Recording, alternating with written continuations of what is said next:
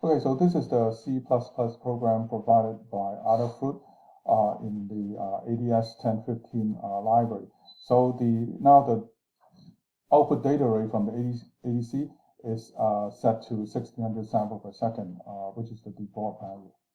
So now we're going to look at an example program provided by Adafruit. It's called a continuous.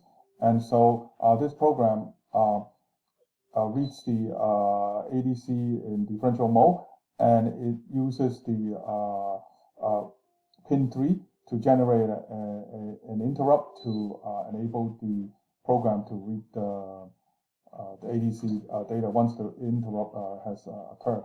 So now we're going to upload this program onto the Arduino. Okay, so uploading is done. And now we can look at the serial monitor, and see how the results are coming out.